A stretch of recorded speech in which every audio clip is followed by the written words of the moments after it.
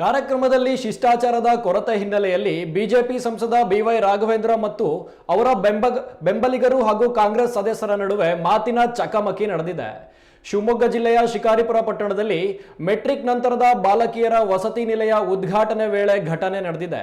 ಈ ಕಾರ್ಯಕ್ರಮದಲ್ಲಿ ಗ್ಯಾರಂಟಿ ಯೋಜನೆ ಅನುಷ್ಠಾನದ ತಾಲೂಕು ಅಧ್ಯಕ್ಷ ನಾಗರಾಜ್ ಗೌಡ ಹೆಸರನ್ನ ಹೇಳದೆ ಅವಮಾನಿಸಿದ್ದಾರೆ. ಈ ಹಿನ್ನೆಲೆಯಲ್ಲಿ ಅಧಿಕಾರಿಗಳು ಶಿಷ್ಟಾಚಾರ ನಿಯಮ ಪಾಲನೆ ಮಾಡುತ್ತಿಲ್ಲ ಎಂದು ಕಾಂಗ್ರೆಸ್ ಮುಖಂಡ ನಾಗರಾಜ್ ಗೌಡ ಆರೋಪಿಸಿದ್ದಾರೆ. ಎಲ್ಲವೂ ಬಿಜೆಪಿ ಕಚೇರಿಯಲ್ಲೇ ನಿರ್ಣಯಗೊಳ್ಳುತ್ತಿದೆ ಎಂದು ಬಹಿರಂಗವಾಗಿಯೇ ಕಾಂಗ್ರೆಸ್ ಮುಖಂಡ ನಾಗರಾಜ್ ಗೌಡ ಆರೋಪಿಸಿದರು.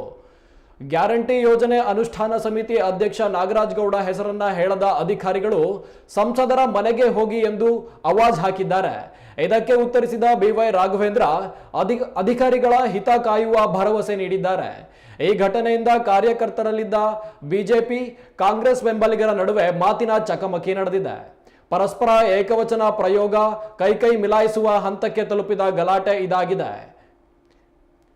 ಬಿಸಿಎಂ ಇಲಾಖೆ ವತಿಯಿಂದ 5 ಕೋಟಿ ರೂಪಾಯಿ ವೆಚ್ಚದಲ್ಲಿ ನಿರ್ಮಿಸಿರುವ ಮೆಟ್ರಿಕ್ ನಂತರದ ಬಾಲಕಿಯರ ವಸತಿ ನಿಲಯದ ಉದ್ಘಾಟನಾ ಕಾರ್ಯಕ್ರಮದಲ್ಲಿ ಈ ಗಲಾಟೆ ನಡೆದಿದೆ.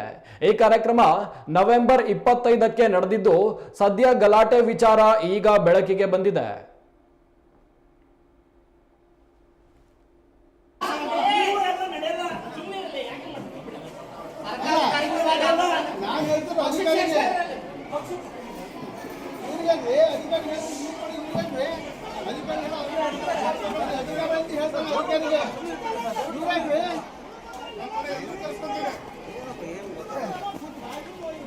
ಅಧಿಕಾರಿಗಳು ಹೇಳ್ತಿರೋದು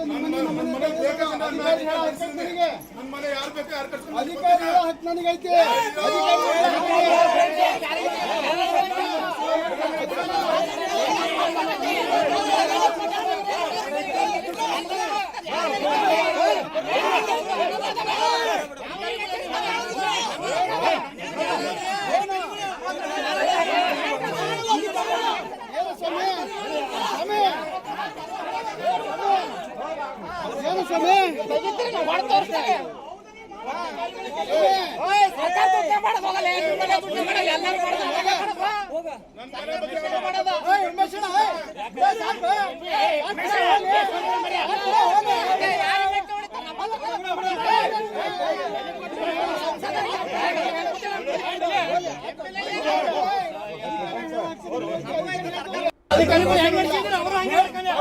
ಹೇಳಿ ತಪ್ಪ